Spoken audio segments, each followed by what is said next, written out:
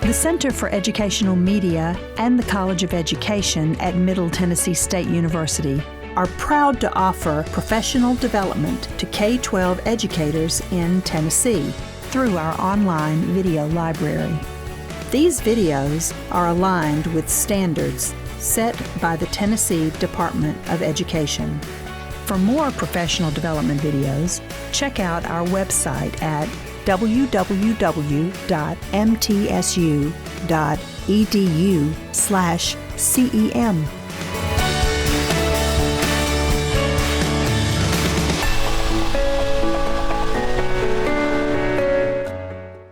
Welcome to the Center for Educational Media at Middle Tennessee State University. My name is Dr. Laura Clark. I am director of the center, and we are part of the College of Education at Middle Tennessee State University. We're here at the SPED Collaborative Summer Academy, and we have a great session in front of us today.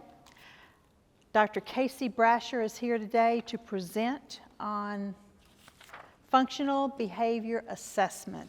So she works as a school psychologist and is experienced and knowledgeable about working with children with special needs. So we are looking forward to this presentation today. Dr. Brasher, would you come up, please? And I'll give the floor to you. My name is Casey Brasher, as she said, and I work as a school psychologist. This is actually my 16th year. I have worked with a variety of different schools and even districts, but one of the things that has been pretty consistent with my role is serving the school that has the more restrictive setting for behavior. And so through that experience and process,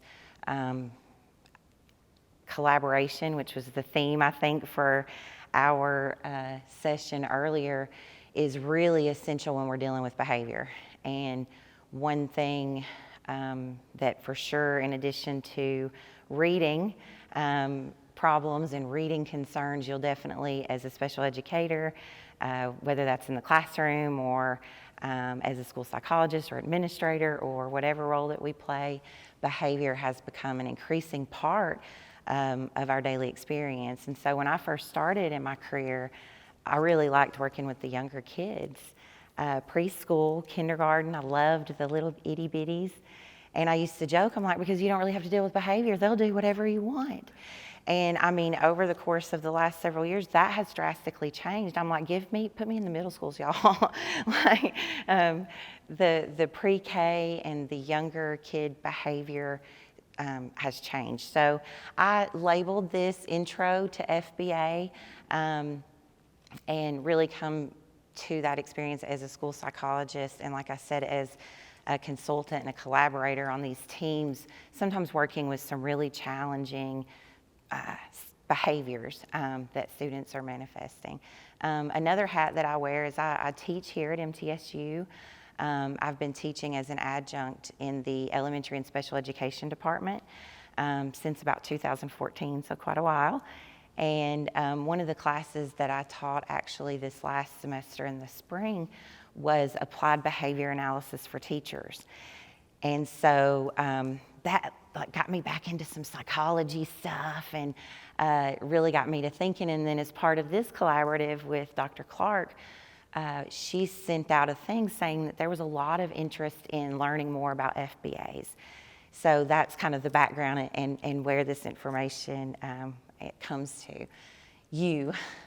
So I know I called it FBA 101, but before we get started into what is an FBA and a process and kind of the what and the how, we're going to go to some Psychology 101. Because really to understand, ABA, FBA, these are really the buzzwords right now in education. Everybody wants an ABA therapist. Everybody wants ABA therapy, like it's the best thing for everyone. And kind of like what we talked about earlier, it may not be, right, appropriate. And so let's go back to that psychology class a little bit and talk about theory. because this process that we're going to talk about with functional behavior assessment, and then more broadly, the applied behavior analysis, really comes from behaviorism, right? So you guys remember B.F. Skinner? You remember that term? That person that kind of learning some of these things. So with this theory, the focus is on what we can see, right? It's on observable behavior. And what B.F. Skinner, one of his contributions to psychology is this principle of operant conditioning. He developed these boxes, and rats get a lot of the credit, but he actually worked with pigeons, and they learned when they touched a certain lever or did a certain thing, they would get a pellet, right? And through that, basically all of these schedules of reinforcement, a lot of that is from a highly controlled environment with pigeons. That's really where kind of some of this theory comes from. But it really focuses, I feel like I got a clicker. I'm like going to point to stuff. I don't have, maybe I do. But anyway, so it's really about what we can see, and the focus is on stimulus and response. So one of the things I see in the schools when we do an FBA or when we're working with our BCBAs and we're doing behaviors as that teacher perspective, and in the classroom, it's like, there's not a pattern. It's unpredictable. I've done everything, right? Some of these statements that we've heard and could very well be true. So in order to kind of, I guess, buy in to this functional behavior assessment process, we need to know kind of where it comes from. And so some of those core beliefs is that human behavior is predictable. So this whole idea of like there's no pattern, there's no prediction to this behavior. That doesn't really fit with this theory behind it. We're saying that all behavior is learned, and so it can be unlearned and it can be replaced with new behaviors.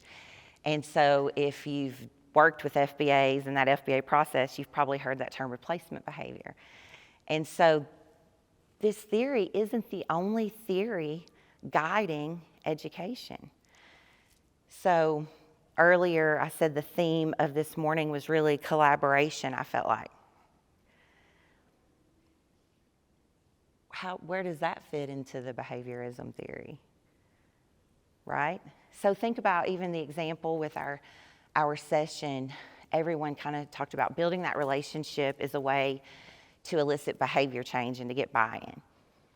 Under principles of operant conditioning, it would have been more that special ed teacher finding out what's reinforcing for the teacher and then providing reinforcement each time they, oh, you moved a desk, here's some brownies. I just go to that because food is often reinforcing, especially brownies. Excuse me just for a second, I'm gonna get a drink. Did you guys have a nice lunch? Did you have a nice break?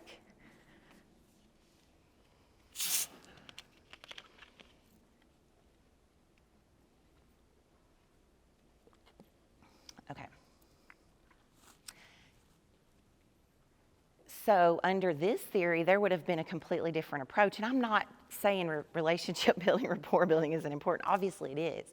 I'm just saying that when we're in an environment as complicated as education, there's usually multiple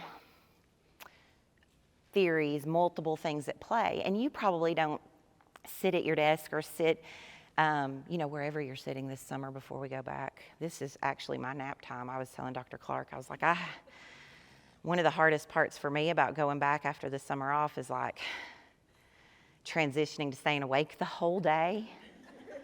Y'all feel me on that a little bit, huh? So I was like, when I saw I was presenting after, I was like, that's my nap time. So we'll get through it. But collaboration, like I know in education classroom, you've heard of Vygotsky, right? He's not a behaviorist. That's a sociocultural perspective, and that's certainly evident in classrooms. Another thing that I heard this morning, we talked about like developmentally appropriate and students being ready for certain things that we introduce. That's actually more of a cognitive theory. Remember Piaget? Am I bringing back some psychology names and stuff for you? So all of that to say that it's not like in schools we are strictly behaviorists. We're not. But when we're collecting data for an FBA, when we're looking at the lens that our BCBAs bring to the table, our school psychologists, if they're, working with that behavior aspect, the lens that we have to kind of shift to is this behaviorism lens. That there is a pattern, that it is predictable, and that if behavior is learned, that there's things that we can put in place to reteach that behavior. And it really focuses on this stimulus response association. So like reinforcement, reinforcement, reinforcement. And so really the principle of operant conditioning taught that when we receive reinforcement, it tends to increase behavior, right? So back to that pigeon example. Oh, I bumped up against that. Oh, okay. So guess what? Like I'm going to keep hitting that lever so that I can get that reinforcement. So I think that we know some of this just intuitively. These terms are kind of thrown around, but sometimes they're misunderstood. So I wanted, again, that Psychology 101 before we get into the FBA 101, just about some of these terms. And again, this comes from that behaviorism theory. So reinforcement, whether it's positive or negative, and we'll talk about those distinctions in a moment, but reinforcement is designed to increase behavior. We're trying to get something to increase. Now, when I think of a lot of the behaviors that I've worked in teams with, helping with those FBAs and the behavior plans and those social emotional goals, most of the time it's actually behavior that we want to what? We want to decrease it, right? And so we have to be really careful about if we're reinforcing a behavior, that we're reinforcing either a replacement behavior, an approximation of that behavior maybe at the beginning, but not the inappropriate behavior. And so I have identical twin girls. They're going to middle school this year. I can't believe it. And my husband so they learned very early that they can get whatever they want with him. And so one of the things that I used to say all the time, and of course, would you stop reinforcing inappropriate behavior? And he'd be like, because, they would whine or throw a fit about something, and what would he do? Give them what they wanted. So the next time they wanted something, what did they do? And then we had this whole thing where did they do that if they were just with me? Mm-mm. But what about if we were together? And so it was just, I'd be like, would you stop reinforcing? So it is, like these things do, they're, another situation that really came to light to me recently with reinforcement was, have you ever had a dog for a long time and thought, oh, dogs are so great, and you forgot about what it was like to have a puppy? Anybody ever do that before? And then you get a puppy because you're like, oh, dogs are so great. And then you get the puppy and what do? Reinforcement, operant, you establish certain things. So this stuff has been around for a while because it works. So with positive, you're adding something, okay? So in this case, this is what we all know and love, positive reinforcement that, can be, great job, pat on the back, it can be stickers, it can be, but sometimes we have to really make sure that what we're doing is reinforcing, right? I've worked with kiddos who, they don't want a good job. They don't want a pat on the back. They don't want a sticker. They don't want these things that we typically, I think, teacher mind think of as reinforcing. And then negative reinforcement, it's still supposed to increase the desired behavior, right? It's still a reinforcement. But we're actually going to take something away. But what are we going to take away? So think about like a homework pass, right? Where they get to, for doing extra work, you get to not have work, right? You're still trying to increase the behavior, but you're not necessarily giving them something. You're taking something maybe aversive away or something less preferred or non-preferred. And then we all know punishment, but we often don't think of it in terms of positive punishment. That sounds kind of like an oxymoron. But in this case, in terms of thinking about it with this theory and defining it this way, it's when we're going to give you something. I'm going to give you a spanking. We're going to add something, but the purpose of it is to what? Decrease behavior. And then negative punishment, you're again trying to decrease an undesired behavior, but instead of adding something, you're going to take something away. My mom is the best at this, grounding. And if she said you were grounded for a month, she meant you were grounded for 34 days. Like, she never broke on that. And what would she take away? Whatever I loved most, to try to decrease whatever crazy thing I must have done for being grounded. So again, just a little background about some ideas about, okay, a little history, where does all this come from before we get into what is an FBA. These are some of the things that kind of guide the process behind it. And then again, just some terms that I know you know, reinforcement and punishment, but just so we're kind of speaking that same language and we're talking about the same thing. And so also under this umbrella is this concept of applied behavior analysis. And, again, it's based in that behaviorism theory, and there's a big focus on environment. And with behaviorism, you're not looking at those internal things. And, I work as a school psychologist and really do a lot of testing around cognitive processes and learning disabilities and things that we think of as like internal to the student. When we're looking at the lens with an FBA process, we're really thinking more of external factors. Now, we may want to consider some setting events and some unique situations for the student, but we're really looking at how are we going to shape the environment, how are we going to shape sometimes the people around them, and just really looking kind of outward, not inward from the child, if that makes sense. And then, again, this fundamental belief that behaviors, those reinforcement punishment principles, that behavior can be strengthened or weakened by its consequences, and that it matters. And that, I know that within the schools, our general education behavior system is based on PBIS, which is positive behavior. And that's because behavior change typically is more effective with the positive. And that I'm referring to reinforcement, not necessarily the positive when I said the positive punishment. Because I think sometimes our inclination as people, mamas, is to sometimes think that there needs to be a consequence in terms of like a negative consequence all of the time. And it's easy to go to that. And some of my family used to joke with me. So I mentioned the twin girls. They have 3 big brothers, so I have 5 altogether. And so that took some management.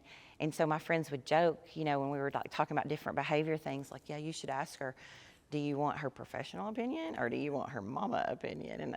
And because sometimes they were different.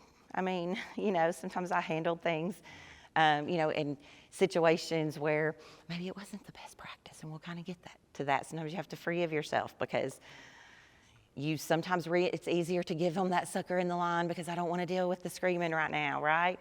You have to, sometimes forgive yourself for some of those lapses that we may have with that. But the whole premise behind the positive, and I've heard people say, well, when we do the behavior plan, it's all positive. They don't get any consequences. And what they're referring to is like the punishment side of it. They're not necessarily getting consequences. That again, that mama side that comes out a little bit thinks that maybe should be there. That's maybe just a little more intuitive to us. And there's a lot of kiddos who you may only have to do something like that one time, in a situation like, say, you're a parent that never spanks and you've got a kid that darted across the road or had some sort of dangerous situation, and in that moment you popped or did something like that. For a lot of kids, that one time is going to be effective. When we're talking about kids that we're going to do an FBA for, it's usually a different process. And so these are kids, and it's always hard to sometimes understand from our perspective. I was always that rule follower, even though I said earlier my mom did ground me sometimes. but I was always pretty much a rule follower. It's hard to understand how getting negative attention or how getting in trouble can be how that can be positive or how that can be positive. But for some students, that is the way that they get attention, or that is the way that they seek sometimes the things that they want. So we'll get into that. So broadly speaking, when we're talking about functional behavior assessment, we're really trying to figure out why. Why are they doing what they're doing? And we can sort behavior functions, and I've put some things up here to look at, and we'll kind of talk through them, but an acronym that I use that just helps me kind of remember, and it's kind of silly, so forgive me, but is everybody eats, okay? And so I think that's true. And the EATS part is the acronym for the main functions of behavior. So there's escape. We're doing something to get out of. We're escaping attention of someone. We're escaping a task. Those are very popular ones that we see in school. The A is for attention. And again, sometimes this is teacher attention. Sometimes this is peer attention. The T is a tangible. And I see this a lot with the devices. The iPad, we've got a generation really dependent on devices. It's really cool that, they're 3 months old and they can work an iPhone, but I think there comes a point when there's an over-reliance or over-dependence on that. So definitely seeing a lot of function of behaviors being that tangible. And then the S is sensory. And obviously those are broad categories, and through a more individualized process, you're going to individualize that for your kiddo, but just kind of broadly thinking, under this theory, the reason why is going to fit into one of those categories. So one of the things I hear sometimes, and maybe have sometimes even said or thought myself, they're trying to manipulate. They're trying to control the situation. They're seeking revenge. What are all those things? How does that not fit with our behavior theory? Can we see revenge? What are those? Those are more those internal things. So I'm not suggesting that some things are not always motivated by some sort of internal thing, but when we're looking at it again from this lens of FBA, we're really taking that outside look at what's motivating behavior. So again, access to attention, access to tangibles. I think that's pretty self-explanatory, we talked about. Access to escape. And, my favorite thing, and we all know this, but we still do it, out of school suspension. A lot of times those behaviors are motivated by what? Escape. And then what are we doing? Inappropriately reinforcing behavior, and that's all we're doing. Sensory, and this is, when you see that behavior is truly motivated by sensory needs, it lends itself to a different kind of behavior plan if it's purely sensory. Excuse me. Sometimes you have a sensory component, and there may also be an escape component that's more driving, but there's a sensory component to that escape. So it's something to definitely explore, and particularly our students with autism or some neurodivergent characteristics. I think there's been a lot of research that has really confirmed how important sensory interventions and sensory supports can be for those students.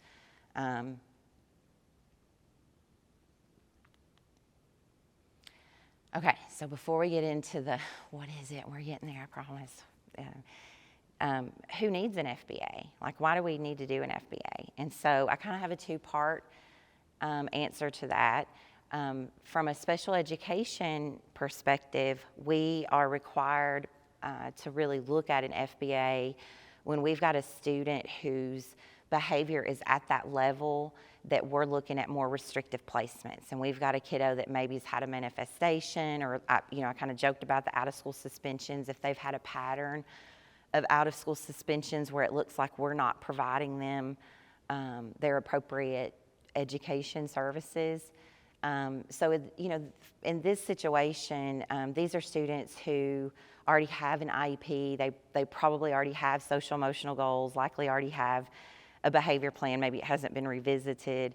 So we're talking about kiddos that are, we may be looking at like that behavior classroom that a district may have, that next level up from just the special education support that's provided at maybe their school. So we are required, specifically if we've seen or we've had data to suggest that we've not been implementing a behavior plan, or we see that the behavior is a result of the disability. So like if we have a student with autism who's showing some very extreme sensory behaviors that maybe we haven't addressed appropriately, we would say that that could be a manifestation of their disability, and we would need to really dive in and look at getting more data to develop a plan. So the other part, especially that I've seen a lot of FBA talk, is with our general education, RTI-2B, or like I said, our PBIS, our Positive Behavior Intervention Support System, where we look at different tiers, different levels of support.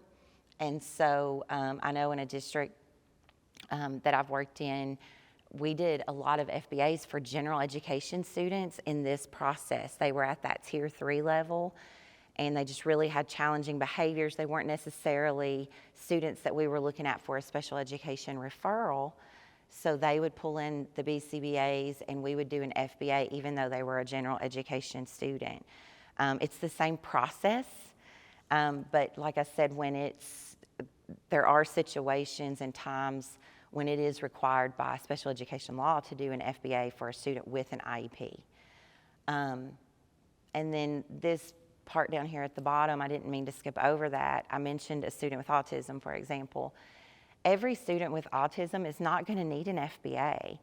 An FBA is going to be for the ones that are presenting with those very challenging behaviors that you're not able to address with your goals and objectives, with your SPED supports, with your visual schedules, with the accommodations and even possibly modifications if appropriate for that student. Since we kind of have that shared background knowledge to talk about that a little bit. But if within the context of the IEP you can meet their behavior needs, that doesn't mean that we need to do an FBA because they have autism. Does that make sense? Like there's going to be situations when their behavior presents such that even with the IEP, even with those visual schedules, even with those supports with the SPED teacher and EAs and our counselors, and with all the supports that we've put in place, their behavior is still presenting as very challenging. Then we would look at doing an FBA, right? So it's required sometimes. Sometimes we just need to do it because we need that information. A lot of times when we have like a reevaluation on a student, when we're talking about if we need testing and if behavior's been a consistent concern, we may talk with the team about an FBA. So, I mean, it's an assessment, so it is something that you have to have permission for. It isn't just a screening. It's not just going in and doing a few screeners. As you'll see when we get into the process, it's involved. Parents are going to have to be involved and kind of called in, and the general education teacher or teachers, the special education teacher, just kind of all hands on deck, really, when an FBA has been called in. And I'll get to it, but one of the things I wanted to talk about with an FBA is that's not the fix. Like, we don't do the FBA and like, okay, we're done. Whew, figured that out. He's trying to get out of its escape. All right, we're done. Let's go to the behavior classroom. So the FBA is only as good as what follows it with a behavior plan. Like, it's just your part A. It's just your tool to develop the plan. And I feel like sometimes we get so wrapped up in the process with an FBA, we forget that that's just the icing. Like, you're not getting down to the meat of it until you translate all that onto what does it mean for the daily behavior plan for the kiddo. Okay, so again, just when we're talking about chronic misbehavior, again, under this kind of lens, we're talking about that the behavior is continuing, right, because it serves a purpose. So that's that term function that I mentioned earlier. What's the function of the behavior? If the behavior is continuing, then it's continuing to serve some sort of purpose. And like I said, behavior is a form of communication. Sometimes it doesn't make sense to us intuitively of like, why would you act that way to get my attention? But it can still be that form of communication. It can still serve that purpose for them. And so an FBA process is really, that's what it is, functional behavior assessment. The purpose is to figure out what's the real function, what are they really communicating. And again, I love this quote, I put it up there, the kids who need the most love will ask for it in the most unloving of ways. And so what is an FBA? Well, it's a process. And I mean, it's a process. And a big part of that process is data, data, data. And guess who gets to do a lot of the daily data collection? Is it your BCBA or your school psychologist who's probably got 3 or 4, 5, 6, 23 schools, something, I don't know. No, it's y'all. It's the teacher. Sometimes, like I said, when it is a situation where it's, if that student spends the majority of their day in gen ed, then that gen ed teacher is going to be collecting the data. But a lot of times the SPED teacher will get pulled in to help with the data collection, and it can be very cumbersome. But again, it's about the why, and it's if we ascribe to that viewpoint that behavior does have a pattern, that there are these environmental things that we're going to be able to uncover. Like if we really kind of buy into that process, the data collection can be meaningful. And so then kind of picking on the second circle there, it's not just about, because I've had this happen. I've been collecting data for 43 days, and this stack would be, you know, like here you go. Nobody's come to look at it.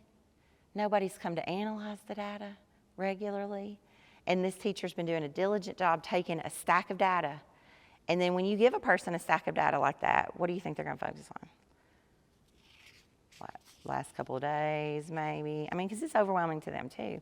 So really, to do this process right, we have to kind of harp back on what we talked about this morning. You can't expect, and it's great if we have BCBAs, they are awesome. You know, if you have a great school psychologist that's great with behavior, you know, if you have this team, it has to be a team. We can't be these individual silos like we are sometimes. It really takes this collaboration effort. So kind of bringing that in from this morning, for an FBA process to truly work, you've got to have that team effort. Somebody, in addition to collecting the data, which is usually going to fall on the classroom teacher, SPED teacher, there needs to be someone regularly and routinely coming and analyzing that data. And you don't wait until you've got 40 weeks or 40 days of data, whichever, and say, you know, I'm really thinking this isn't the same, but it's the behavior's changed. Like, this isn't what we're concerned about anymore. There should be regular checks about, okay, has the behavior shifted? Has circumstances changed? How do we need to reflect that in the data collection? It should be an ongoing process, not like, here you go, see ya in 9 weeks when, you know, you've collected some data.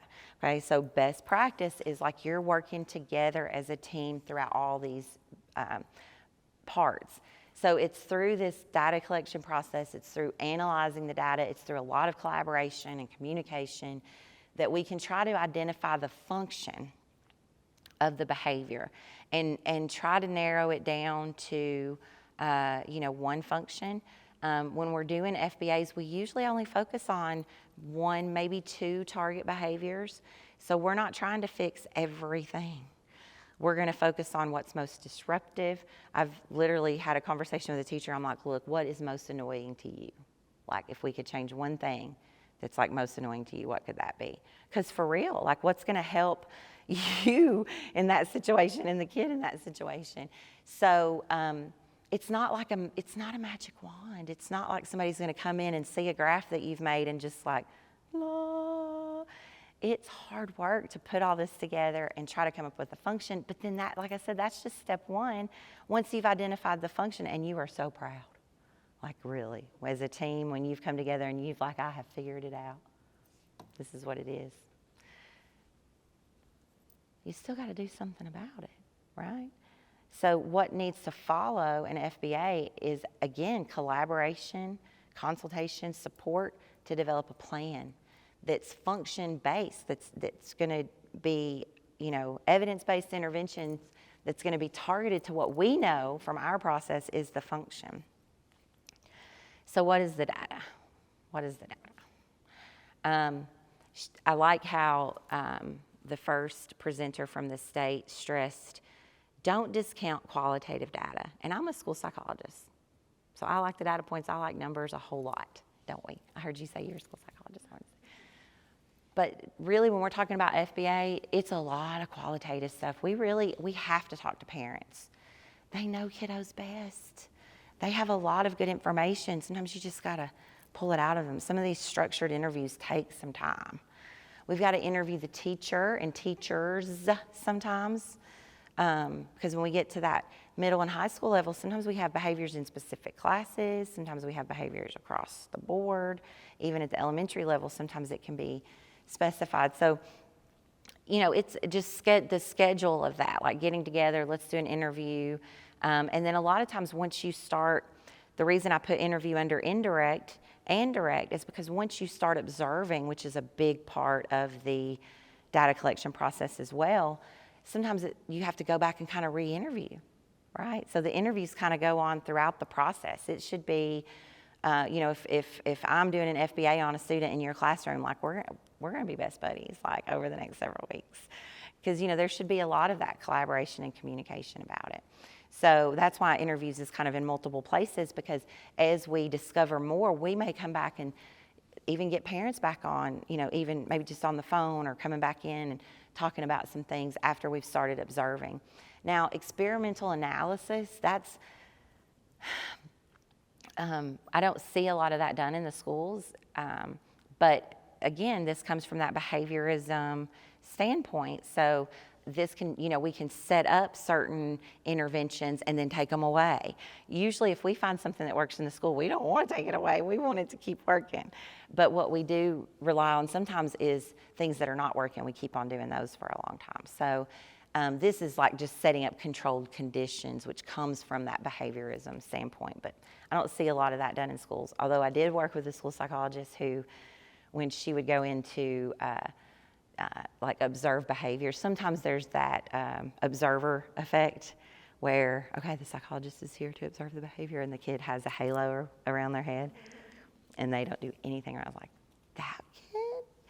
And so anyway, she would go in and she would tell the teacher, she was like, go ahead, I know you know what to do, set it off. And I'm like, you did, you said that. But it was just kind of a form of experimental analysis. She was kind of setting up the situation so she could see the behavior. But then I was thinking, but then you're observing for a little while and leaving, and you're like leaving the situation. But she's actually great at what she did.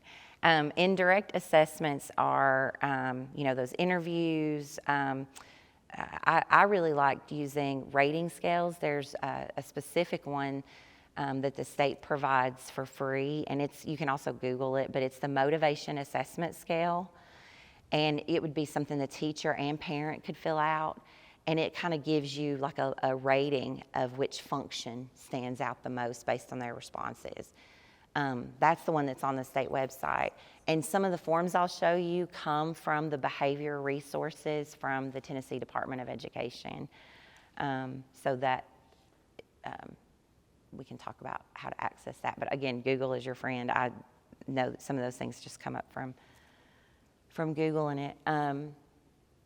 Another one, I see some of you writing that down, is problem behavior questionnaire, so PBQ. So it's the same thing, so you wouldn't necessarily need the motivation assessment scale and the problem behavior questionnaire.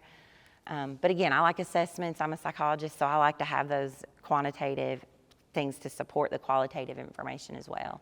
But what you're really focusing on with this information is the problem behavior, and we'll unpack that a little bit more, but we have to all agree on what we're seeing, what the behavior is. But we're really trying to identify the context, the routines, the class periods, the times of day that the behavior is most and least likely to occur. Because kind of step 2 is going in and observing. So short of telling the teacher to set the kid off, you are going to go observe during a time from the data that you've collected shows that it's likely the behavior is going to occur. Like if the kid loves math and they're great in math, don't show up and observe during math, right? You want to observe when those problem behaviors have been occurring during lunch or art class or, whatever that situation may be.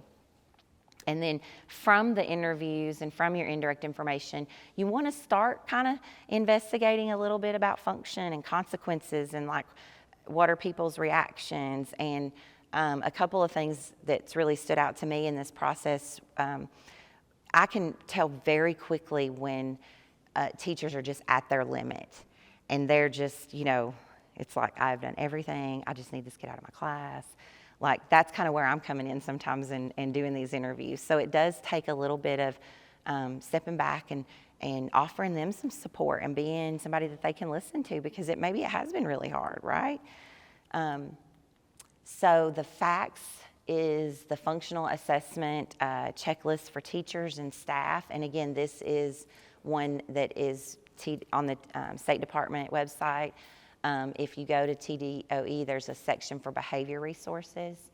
And so it really helps you focus in on those things so you can identify the routines. It takes some time. So this isn't something, it's going to, like if you're going to meet with a teacher during planning, it's going to take the whole planning. Like it's going to take some time, to collect this information. So again, it is a process. And then this is just kind of a look at the form, just where you're really trying to start to identify the behavior specifically and get an idea of their schedule and where is the likelihood of problem behaviors occurring and if there's specific things about the routine. And then this is just an example of one filled out. And I kind of joked with some of my students in my class, like whenever you're trying to find examples of something, the examples always work out perfectly, where it's always during it's just so clear. And in real life, it is just never that clear. It's much more difficult, but this is one of those kind of examples from previous presentations that I think from looking at it, it's pretty clear that this kid is struggling with transitions if we're going to be targeting like the pushing and shoving. And typically, if there is some kind of physical aggression, that's going to be one of the behaviors that you target, right? Again, you're thinking like those big behaviors. And then this is just, again, that targeted routine, kind of looking at the problem behavior. And now that you've kind of collected some of that information, you start to ask some more follow-up questions to, again, just, it's a little bit of detective work with all of this, which is kind of fun, some of it. If some of the behaviors weren't so darn extreme, it would be maybe more fun. But unstructured times transitions, we're really targeting aggression. So again, I mentioned that shoving, pushing behaviors. And then this just, how often does the behavior occur? How does the problem behavior last? And with these interviews, once you get some of this specific information, again, as a team effort, the teacher shouldn't have to do everything. If they're going to have to collect data, it should be made as simple as possible that can fit into that classroom routine. Because like we talked about earlier, general education, especially, we all have a lot on our plate. So in order for this to work, it can't just be your BCBA or your psychologist coming in and saying, okay, this is what you got to do, this is what you got to do, this is what you got to do, I'll see you in 9 weeks kind of deal. It really has to be like, let's meet next Wednesday, let's meet 2 weeks from now, like continually meeting, checking in. You're seeing the people come in and do observations. They're supporting you if you need a new form or certain things change with that data collection. That's that best practice kind of process that we're talking about, that collaboration. So how often should we collect data? A lot, especially in the beginning when you're trying to establish those patterns, when you're really trying to figure things out and do all the detective work. It should be a lot. And then this follows up with when you finish the FBA and you've developed the behavior plan, that shouldn't just be something that goes in that SPED file or kind of gets checked off, a box that gets checked off and no one looks at it again. That too should be continual, data should be collected on that, and there should be continual collaboration looking to see if the behavior plan's working. Most common is once a week across the board for things. But when you're talking about these extreme behaviors, that we're wanting to target, where the kid's flipping his chair 16 times a day, or there's aggression, then you're usually going to be doing daily, hourly, kind of data collection. Once things get rolling, it's a little easier. And of course, this could be a whole class in and of itself, just so you kind of throw in some terms up there. There's different ways to collect data. And again, that's going to be based on what the behavior is, what the routine is, so many things. So I can't tell you, this is the way that data is going to be collected. There's going to be an individual component to it. But just, is it a behavior that you can count? So, like I mentioned, flipping the chair. If it's some sort of outward or externalizing behavior that you can kind of keep account of, that's going to lend itself to a different type of data collection than, say, we had a student who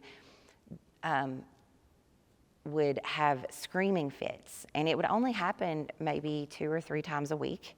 So when you're talking about 16 times a day, you're like, oh, that's not too bad. But when it would happen, it would be for 45, 60 minutes of constant screaming. So for this kiddo, it really wasn't so much about the frequency, right? It was the duration. And so that's, again, a team effort where you come and you ask some questions, and you're going to have somebody there that kind of has that eye for data and, has example forms. We shouldn't be recreating the wheel here, but looking at ways to really analyze the data even before you start collecting it, to look at what's going to be the most efficient and effective way to collect the data. And then I mentioned this earlier, when you're collecting data, there should be a routine analysis of that. You shouldn't get this huge stack that no one's ever looked at. I'm bringing that up because I've seen that. I've seen where I've been collecting data this entire semester, and I have these folders and folders of data, and no one's really been routinely looking at it to analyze what kind of patterns there might be.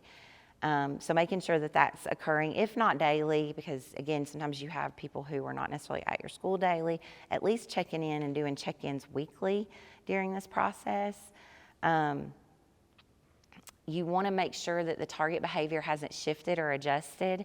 And we'll talk about that. We're going to define target behavior very specifically. We're not going to say things like, well, he was off task, or he had a tantrum. When we're doing the interview process and when we're doing the observations, we're going to go in and we're going to outline specifically what that behavior looks like. And sometimes it shifts a little bit, as we start to collect some data. Sometimes new things pop up. New inappropriate behaviors pop up as we're collecting data. Sometimes, even though we've only got a little bit of data, we start to see very consistent emerging functions. This seems to be very attention-driven, and it starts to become clear early on, right? So that's why if you are routinely looking at all of that, it's going to be much more useful and valuable than, let's look at it in 9 weeks when you've got some data collected kind of deal, or when we've got some data collected. So direct observation, I mentioned, that's really going in to kind of validate what you've gathered from interviews and from those support team meetings. You're going to go in and observe when you think it's most likely to occur. I mentioned that. And then what you're really going to be looking for, and this is kind of one of the core features of an FBA, is an ABC observation.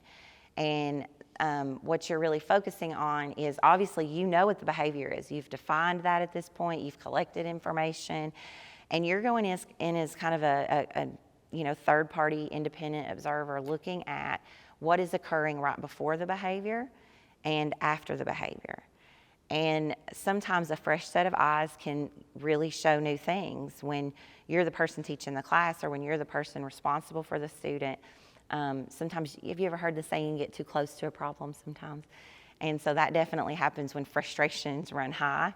So the A is for antecedent. So a term that we often use is trigger. What's triggering that behavior? What's causing that behavior? What's an antecedent to that behavior? And that's where we're going to ask the what, when, where, who, okay?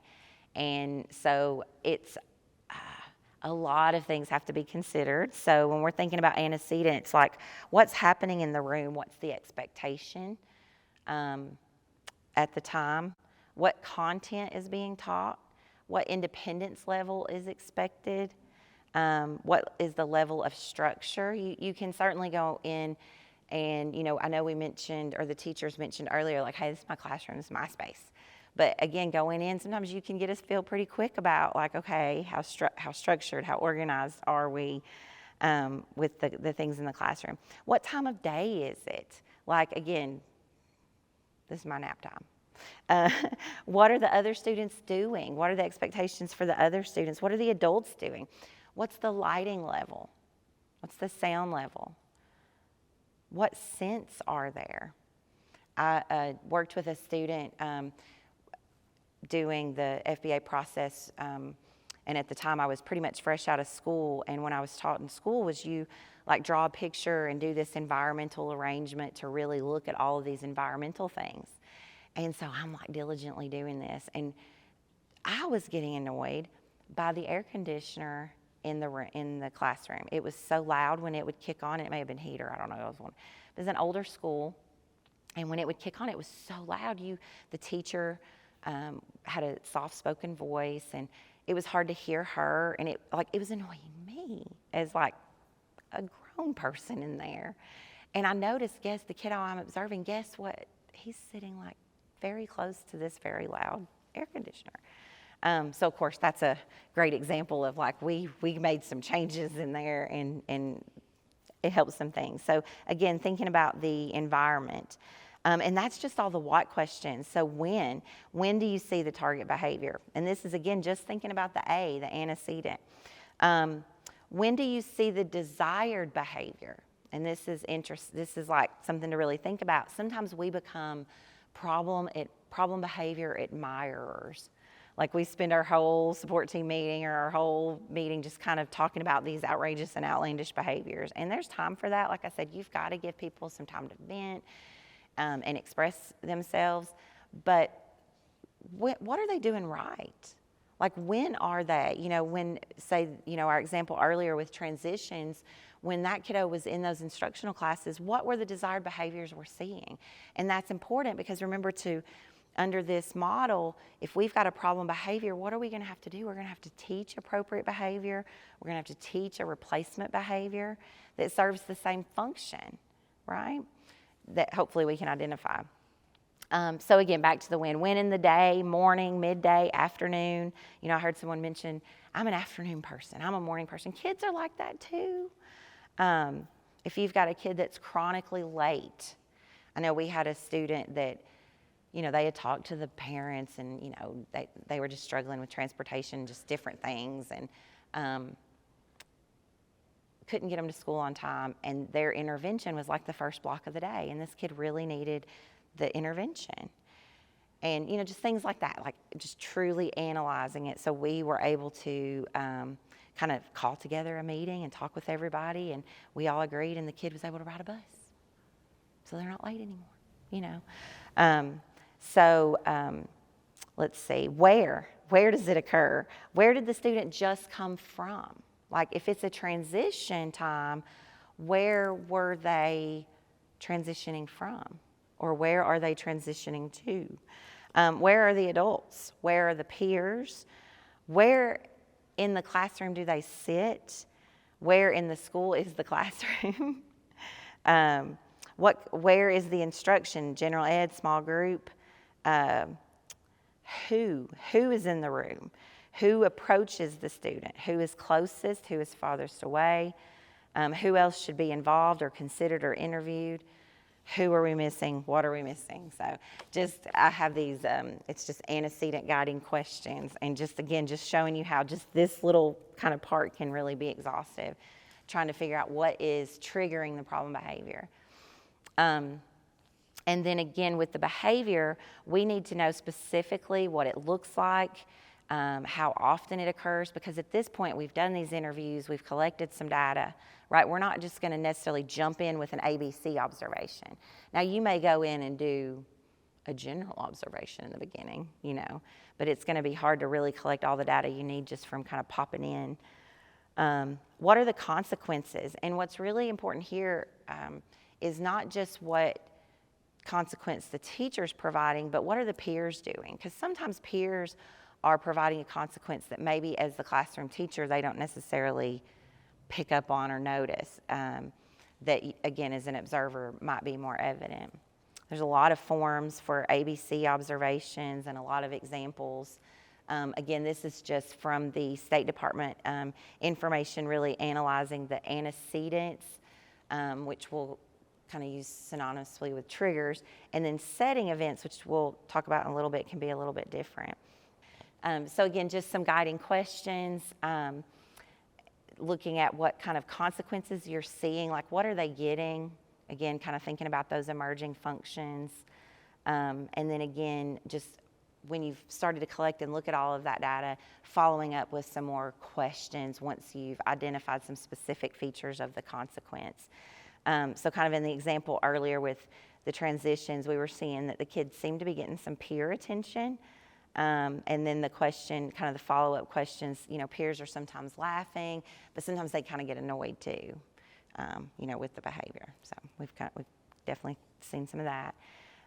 So again, some of the critical features of an FBA is, and I've been mentioning this, but just harping on it again, we have to have a clear and measurable definition of that target behavior. We can't just use the general term tantrum or meltdown or off task. Like, we're going to come together as a team and really talk about what that means for that student in that setting, what it looks like. Again, we talked about the antecedents and the consequences and coming up with that summary statement. Really, the FBA boils down to one statement, like all this work to just try to come up to say, here is what we propose as the function of the behavior. And then that should lead the rest of the work to number 5, developing that behavior support plan directly based on your FBA results, your FBA findings. So again, that target behavior, you have to be able to see the behavior, okay? So kind of these more internal things is not going to necessarily fit with this type of data collection because, again, based on that theory, we know that this information generates from, it's about observable behavior. So I've always heard, it should pass the stranger test. And so, like an example, like talking out, a student talking out, we could have different definitions of what that is. And just as an example, just recently, I had a situation where I was going in and doing an on-task, off-task observation for a student. We were doing some like ADHD screenings. And I noticed right away that the problem wasn't so much that the student was on task or off task. The problem was that she was blurting out constantly. And so I started keeping like a little tally of just the blurting out behavior. And then I was like, well, sometimes she's blurting out and it's appropriately about instruction. Like, she's blurting out an answer, but that's still talking out. And so I just, it's like, so does that still count? Because if she's blurting out totally off topic stuff, that's a little different than if you're blurting out and like you're engaging in the discussion. So I'm sitting there with myself, like trying to figure out like, what's the definition? Like, I started just randomly keeping up with this behavior, and then I realized I don't have the behavior defined yet, right? I don't know. So you really, in order to go in and do those counts or to do those observations, we all have to agree on what the behavior is. So talking out, and again, these are, milder behaviors, but they could become very disruptive. So a vocalization that's not initiated by the teacher, that it's out of turn and unrelated to academic content.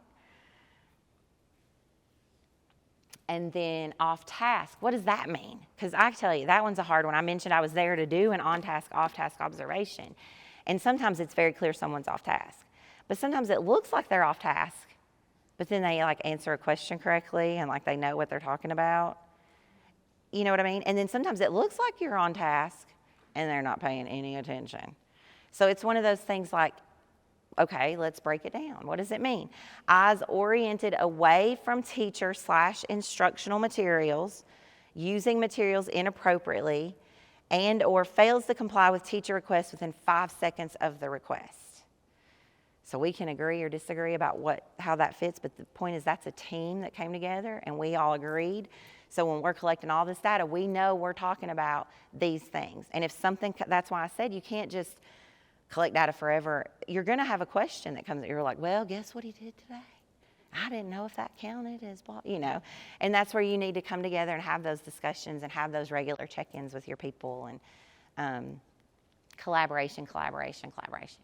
So I know we're kind of a little bit spaced out, but we did it earlier today, so maybe we can do it. If you can turn and talk with a partner, what I want you to do is kind of think with your partner, and you can write a description or just talk about it, whichever, but of a tantrum. Like, what is a tantrum to you? What does it look like? I'll let y'all talk for just a few minutes.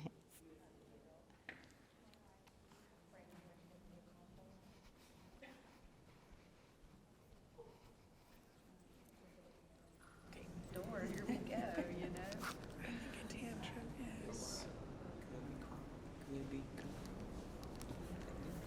Not responding to redirection.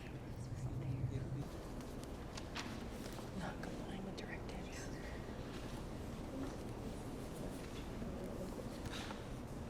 All right, keep talking with your partner another minute, but let's add this to it. What is a meltdown? And is a tantrum the same as a meltdown? Just think about that, talk about that for just a minute. These are two terms, you hear a lot in regards to behavior. Well, they're having a tantrum, they're having a meltdown. But we could be speaking different languages with that.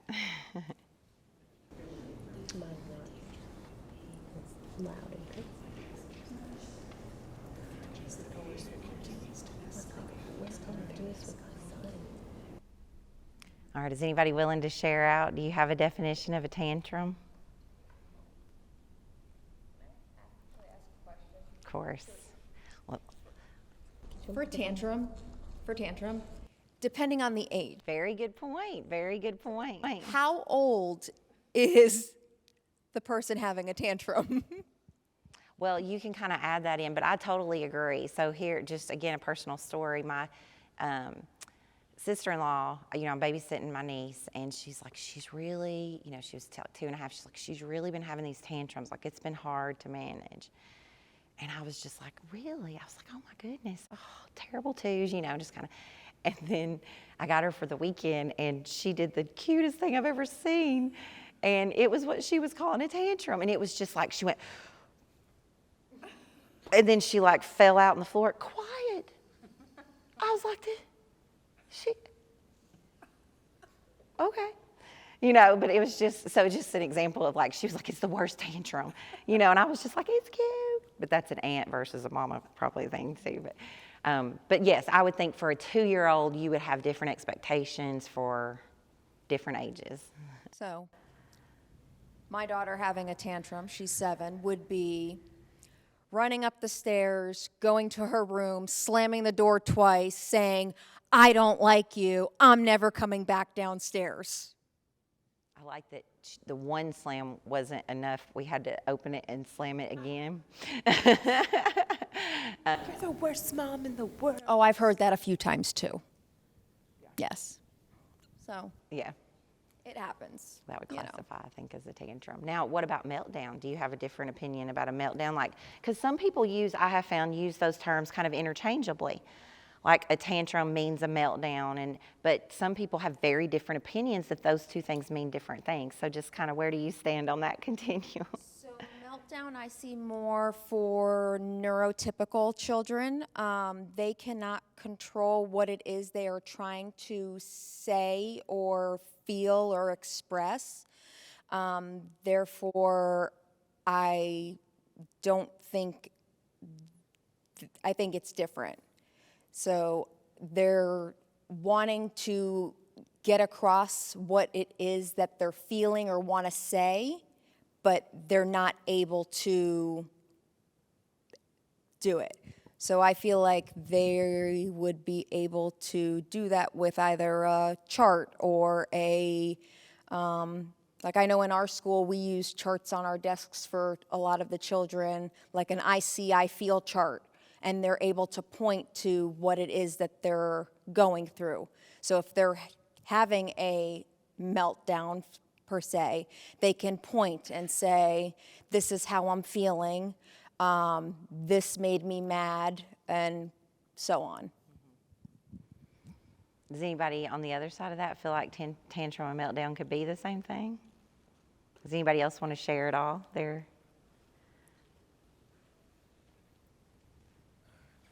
A tantrum is a status of lost control of emotional essential or triggers that have caused a disequilibrium to her, his self-concept of needs.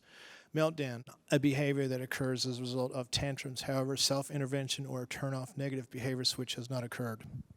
So they have different definitions, like they are different.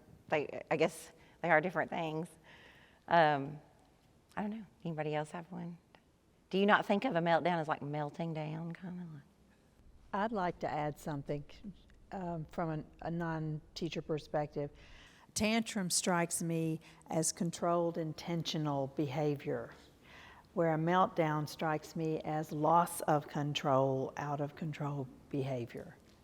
That's just some characteristics and I that's think a great way to of put it. That's on a great way to those. put it. But do you see why we need to come together first and foremost and just what is the behavior?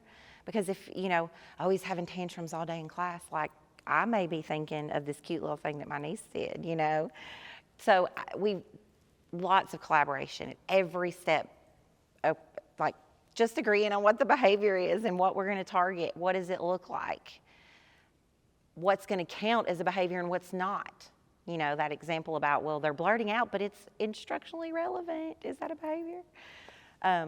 So this operational definition, and notice the term, remember operant conditioning was that first thing that we tied into our behaviorism theory. Can you count the behavior? Will a stranger know what to look for? Because again, if I just kind of pick you up and say, go observe this kid having tantrums, or go observe this kid having tantrums, you've got to know, you've got to have some background. You've got to know what you're going in to kind of see. And then can you break it into smaller components that are more observable? So like that off task, you'll notice it kind of, I could have put that as a bullet point of like different things that fit under off task. So I can tell you a student that it was kind of presented as he was having tantrums and he was also eloping from the classroom, so running from the classroom, but he wasn't actually running. He had a very unique tantrum that we could define in very visible terms. So he was one of those who we may call it a meltdown because he would actually kind of melt down to the floor, and then he would stay on the floor and scoot on his back out the door. And just what are you doing? Like this, but that was like around the classroom, and it was like, usually there was also screaming and crying and accompanying sounds, but it was like this very specific, my body goes limp, I go to the floor, and then I scoot around like with my legs pushing while I'm on my back. When you saw the behavior, it passed, everyone knew. Like, okay, that's the behavior. But, again, that stranger test, that's just that if you, pull Sally Sue out of the hallway and she hasn't been involved and you kind of describe the behavior, would she know what to go in and look for? Does it pass that test? Or maybe somebody ask one of your friends who's not in education, because sometimes we get so entrenched in our education speak, we don't get out of it. And then just some questions about, again, antecedents. I know I talked about that a lot with the questions, but if a certain trigger were in place 10 times, so if you asked Johnny to do this math worksheet, or if, I'm kind of blanking on other triggers, but specific things that you've identified, how often would the behavior occur if it was in place? And then again, that setup question. So if, I'm not saying do it, but if you were going to set the student up to engage in the behavior, what would you do? Like, how would you trigger them? Parents will have good answers for this too. Understanding antecedents. So again, what specific activity, what peers, what tasks. So independent math worksheets came to mind. Reading. So thank you. Because I do a lot of testing and work with a lot of students who have reading problems, and that is such a pervasive part of what we do all day long in school, that can sometimes lead to behavior. And as students get to a certain age, they learn that they can mask their reading difficulties by acting out or acting in a certain way. So really kind of knowing some backgrounds about their academics. Sometimes it's those unstructured activities, or sometimes it's when they're around certain peers, certain friend groups. And then again, consequences, like what's happening immediately after the behavior. So that's where you can kind of go in and see, like, are the peers laughing at something maybe the teacher's not seeing, or they're snickering, or they're these kind of secret interactions going on. How does the adult respond? And then, are they being sent to the office? Like, are they, if you're expecting that the function of their behavior is escape, and you see that a main consequence is they're getting to escape that activity or escape that classroom, that's something that you've really got to bring into those meetings and talk about for the behavior plan. So again, just asking those follow-up questions. If no peers were around, would it keep happening? If no adults were around, would it keep happening? If the tasks were easier. So especially when you've got these kind of comorbid problems where you've got these academic deficits and these behavior problems, and that's going to be a lot of our kiddos, in special education. Your behavior plan and your academic plan, like, there has to be collaboration across the board with that. I know at one of my schools, this past year, we started meeting as one team, because I used to be involved with the behavior team, and then I was in the academic RTI meeting, but it was like different people, on those teams. And so they started meeting together and doing a lot more collaboration across behavior and academics. And then sometimes it's confusing when we talk about the consequence and the function. So sometimes they can be the same thing. Sometimes. But the consequence is, what is occurring immediately after that problem behavior, and the function is what they're getting out of it. So remember, everybody eats. That escape, attention, tangible, sensory. Like, what are they getting out of it? And you have to kind of open up that lens a little bit and think, they may be getting something that doesn't necessarily intuitively make sense to me or to the situation, with negative attention, or even some of the sensory things, like kids that sometimes do the self-harm. Sometimes that's driven by a sensory need that's not getting met, and you're like, but you're hurting yourself. But again, that perception.